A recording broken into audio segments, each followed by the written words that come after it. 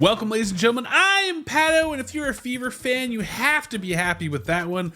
Clark dominates. Temi, Lexi, and the Fever come up big on defense, and the sky fall. Let's get into it. First off, we always give our opponents props here in the GBD, so let's talk about the big difference makers for the Sky. And leading it off, it's Lindsay Allen. Great cuts to the basket, 19 points on 100% shooting from 3 with 6 assists. She really has blossomed in the post-Mayberry era, so props to her. She was killing it tonight and got them off to an early lead and made us sweat in the first quarter. Next up is going to be wnba, another thriving player in the post-Mayberry era. She had 20 points on 61.5% shooting. She was making great plays all over the court, and I was very impressed with her game defensively, offensively, getting in some assists here and there, making some great cuts to the basket. Props to her. She was giving us fits all night. Now, this is the type of game you want to see in a grudge match, and you got everything on your wish list as a Fever fan. You got weathering the early storm in the first quarter from a pumped up Sky team that couldn't miss. You have another immaculate game from our backcourt, solid defense plays from Temi and Lexi, an evolving offense that actually has good plays, most importantly a team that looks like they're 1000% bought in, and of course the Sky crashing out. And why might they be crashing out, you might ask? Well, look no further than Caitlin Clark, who was dominant in this game. They had to resort to tackling her by the end of the game to deal with her. She ended with 31 points on 4 rebounds, 12 assists, 1 steal, and 3 turnovers. And let's just dive into some of the highlights here. All right, let's jump into it. Clark going to be bringing the ball up the court here, just using AB as kind of this intermediary to be elusive, nails the deep 3. Next play, we're going to see Clark going on a screen, comes around, fakes it, reverses route, gets a screen from Dantas here. Just a little bit of space is all she needs. 3, bang, got it. Now she's driving up the court. She sees Camila Cardoso is on her. So what's she going to do? She's going to drive, step back. You're not coming for me? Fine, I'm going to drain a 3 in your face. And at this point, you guys see, and she's having so much fun here. You see her skipping along the team, cheering her on. And, you know, that's not it, because the thing is, if you play for the 3, what'd she do? She drives by you, puts it into the basket, and one. Was that one? Was that one? Yes, it was Caitlin Clark. And oh my gosh, she was completely dominant this game. And beyond that, there was a lot of great moments from her too, of evolution, of seeing a lot of leadership from her. There were times where I think Melissa Smith had a pop-off moment, and you know, they had already given up a tech to AB.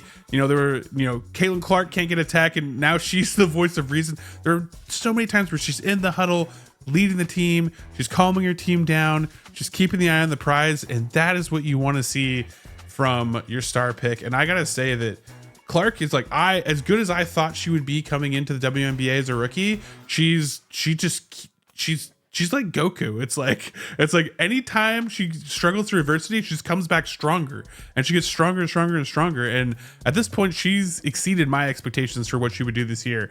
And the sky is the limit, because right now the Fever just look better and better under her, you know, playmaking ability and everything. So props to her. Now let's talk about some quick shout outs to other players that popped off this game. Kelsey Mitchell, another 20-point night, 23 points, 67% shooting from the field, 3 for 5 from 3, and the back door, it's always open. Lexi Hall, 11 points, 50% shooting, 3 for 4 from 3, and thriving as a starter. Look forward to her making more starting lineup appearances.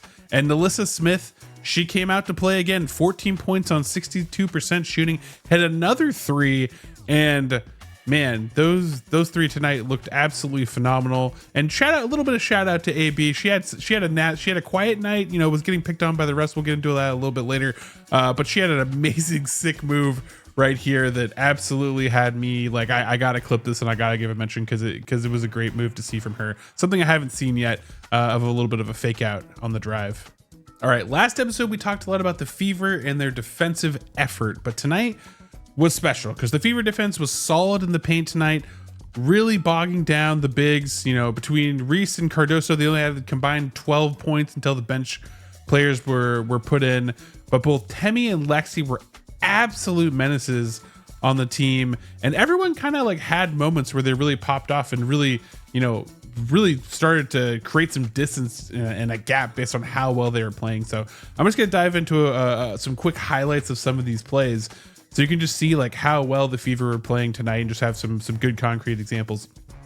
So we look in here, they're driving up on us, and they're trying to feed the ball into Cardoso, and AB just like fronts up on her, easily tips it out right into Clark's hands. Now this is a transition. Clark gets high to try to slow us down, and then Erica Wheeler does this little dip on her, and she misses the layup right there, but no foul. Good discipline. So now they're trying to swing it around again and come around, and Feg Bentley jumps it, gets it, Clark's ball in hands. And one thing is, look how quickly they get the ball in Clark's hand and all these defensive stops. Dips it down. Temi, again, knocks out of Cardoso's hand. It's in Clark's hands immediately. Temi right there gets a block.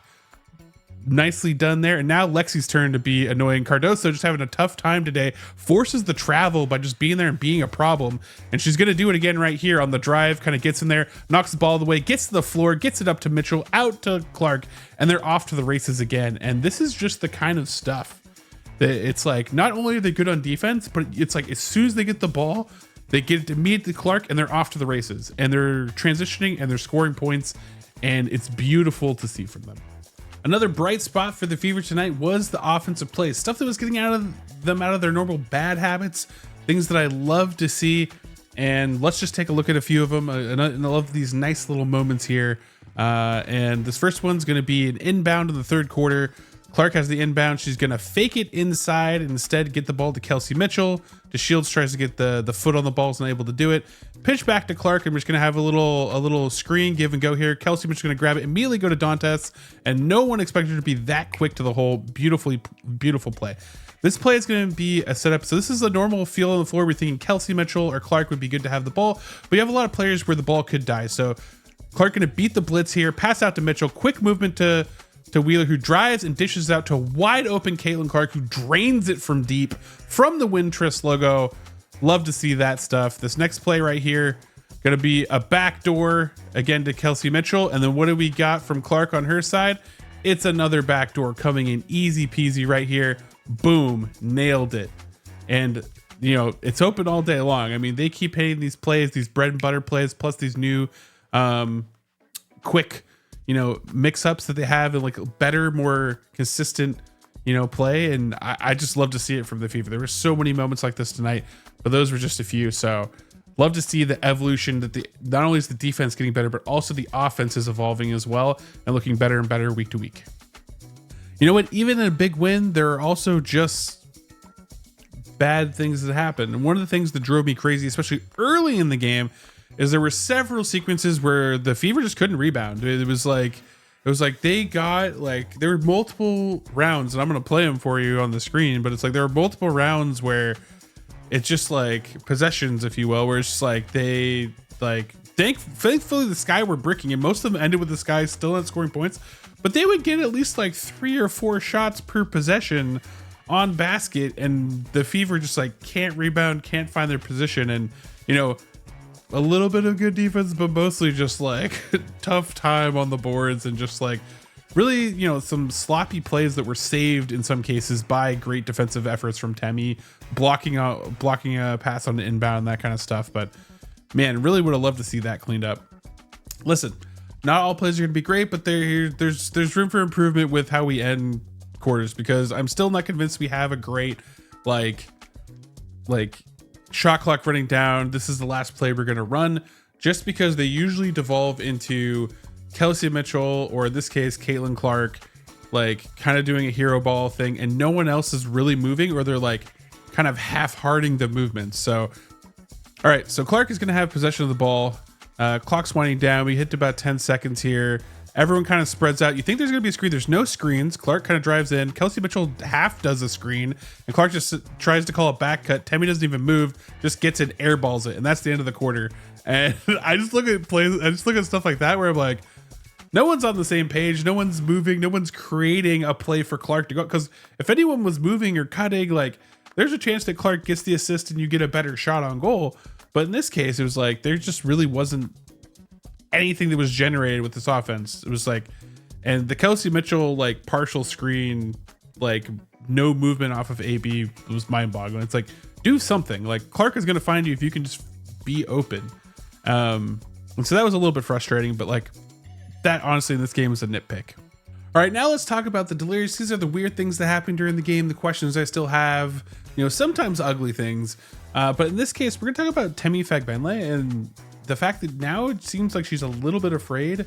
You know, she had that post on Instagram where she was kind of joking about missing 2 layups for Clark assists. And this game, it felt like it was like real. Like she had like a mental block in taking the shot.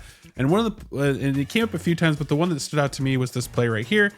And so we can just jump into it. Fagbenle got the ball off the drive. Clark goes back to her and she kind of just like runs out, and you see Clark throw up her hands in frustration and be like, just take the shot.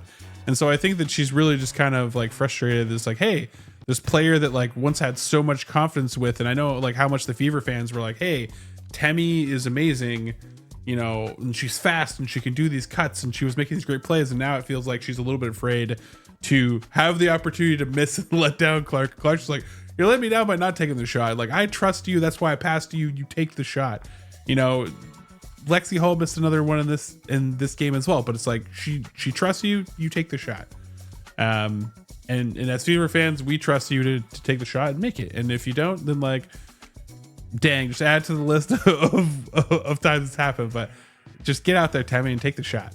All right, next up, this one is kind of an odd one in the fact that it feels like refs hate Aaliyah Boston. It's been brought up a lot that she gets called for ticky-tack fouls all the time. In this game, there were a few where it's like clearly it's like I mean, she was, to be honest, like she played great defense against Angel Reese and Camila Cardoso because they were quiet all night long. You saw the good defensive plays of her fronting Camila Cardoso and how much harassment Camila was under just trying to get the ball fed to her. But let's just dive into some moments here from the game that were just kind of like stood out to me at least. And so this one, Aaliyah Boston's going to be on the free throw line. Alyssa Smith taking the free throw. She's going to kind of hand fight with Angel Reese. Angel Reese kind of like throws an elbow back, and then Aaliyah Boston gets called for it. She can't believe it. She walks on the other end, and then, you know, if that wasn't enough, now we had another one where this time Lindsay Allen's bringing the ball down, and she kind of like gets like this push off from Camila Cardoso, and she's like, "Oh, is it Camila? Is it Camila?" And the ref's like, "No," and she can't believe it. She's beside herself. She's hopping around. She can't believe that that's actually what went down. And, you know, I kind of feel for her because a lot of these cases, it's like the Sky player's like either throwing an elbow, throwing something back at her. And so she's like, oh, clearly that's what the refs saw. And the refs, apparently that's not what they see. They see big meanie Aaliyah Boston with her going there brutalizing poor rookies. I mean, I don't know. Like, it's just like, I feel bad for her because she got 4 personal fouls early, so it took her out of the game.